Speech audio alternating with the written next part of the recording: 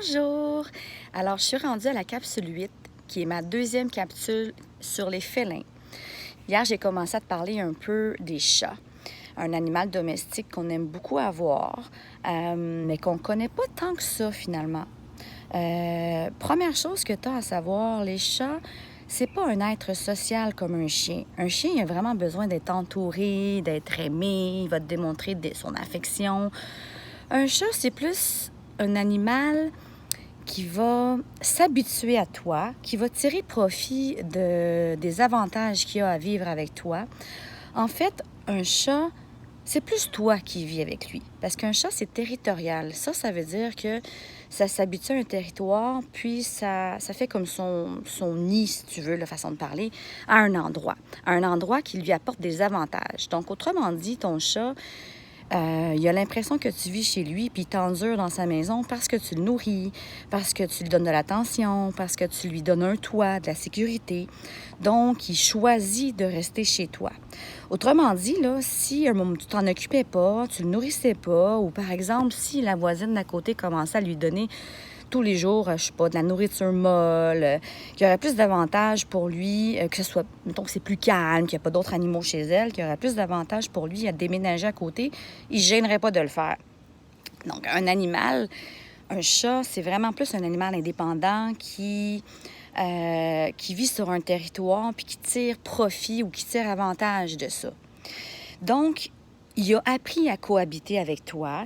Ça veut dire qu'il se laisse caresser, il se laisse approcher, mais c'est pas quelque chose qu'il naturellement aime. Il a compris que dans le fond, toi, ça t'apporte du plaisir, puis que tu es plus gentil après, puis que tu le nourris, tu t'en occupes. Donc, il se laisse faire, puis il a commencé, dans le fond, à développer une certaine forme d'appréciation, mais c'est pas naturel pour lui de se faire apprendre ou de se faire flatter. Tu vas voir, je vais poster une photo avec cette vidéo-là qui va montrer les zones où est-ce que ton chat aime plus se faire caresser. Ça va t'aider aussi à savoir où le toucher. Parce qu'il y a des endroits sur le corps, entre autres le ventre, les pattes, où est-ce que ton chat déteste ça, se faire toucher. Il faut que tu saches aussi que, comme je t'ai expliqué, ça ne vit pas en gang, en famille. Ça n'a pas besoin de socialiser tant que ça. C'est préférable d'avoir pas trop de chats dans ta maison. 2, ça peut être bien, parce qu'il y a quand même besoin de distraction, de jouer, de courir, des interactions avec un autre chat, ça peut être une bonne chose. Mais plus que ça, là, ça devient plus difficile pour lui de débattre de son territoire. Il va toujours être en train de chicaner pour dire à l'autre chat « Hey, là, ça c'est chez nous », parce que les chats entre eux, ils s'endurent aussi. Ils déterminent des endroits ou des lieux qui vont faire comprendre à l'autre, ça, là, c'est mon spot, c'est ma place, là, dépasse pas ma limite. Ils vont comme avoir tout le temps des petites gardes de territoire pour être confortable, pour être heureux. Ça me fait penser que si jamais tu vois tes chats se battre entre eux, admettons que tu as 2 chats chez toi, dérange-les pas, c'est normal. Ils sont en train de signer un genre de contrat. Ils sont en train de se dire, écoute, c'est moi qui est là, mettons, à 3 heures chaque après-midi sur ce divan-là.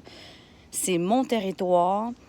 Fait que, va-t'en, là, je te le prêterai quand j'aurai fini. Ils sont en train de régler une situation, de régler un petit problème de territoire. Donc, si tu t'en mêles, ils vont devoir recommencer une autre fois pour se redire la même chose. Donc, laisse-les faire, ça fait partie de la vie d'un chat, de se parler de cette façon-là, ils se comprennent.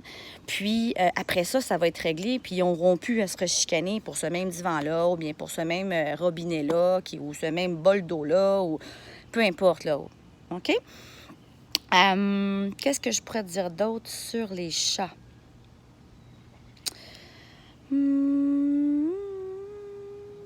Les chats, faut pas les humaniser. Il faut pas penser qu'ils sont comme nous. Ils n'ont pas la notion du bien et du mal. Ils font pas des choses pour être méchants ou parce qu'ils sont fâchés. C'est plus des actions-réactions. Par exemple, il va associer qu'à chaque fois, par exemple, qu'il miaule ou, je sais pas moi, qu'il bon, disons qu'il miaule devant la porte, que tu lui ouvres. Donc, ça va plus être une action-réaction. Il va avoir compris que ça lui apporte quelque chose de toujours miauler à la porte, que tu as compris leur message, puis que tu leur ouvres la porte.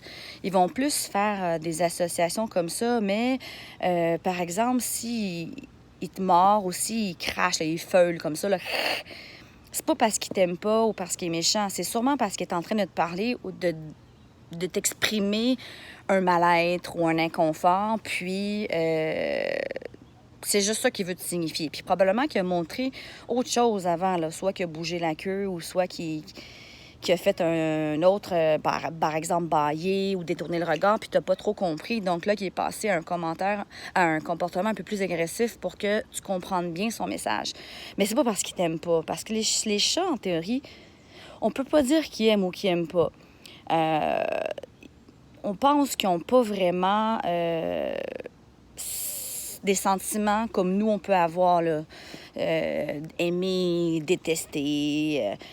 Ils n'ont pas les mêmes sentiments. C'est plus qu'ils s'adaptent à leur environnement, puis ils font des demandes ou ils passent des messages avec leur posture, avec leur corps, avec leur comportement. Donc, il faut que tu apprennes à les observer pour mieux les comprendre, puis sache qu'eux aussi, ils t'observent.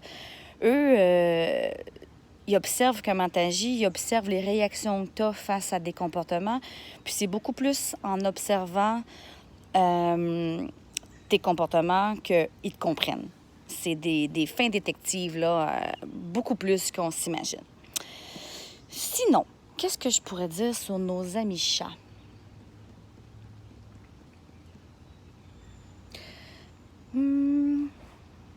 Écoute, tu sais ce que je vais faire? Je vais te donner de l'espace pour me poser des questions. Pose-moi des questions, quelque chose qui t'intéresse, que tu aimerais apprendre sur les chats. Puis, dans ma prochaine capsule, je te réponds. C'est bon? Bien, je te souhaite une belle journée avec ton chat ou avec ton chien ou avec toi-même ou ta famille. Puis, je te salue. Je te dis à bientôt. Bye bye!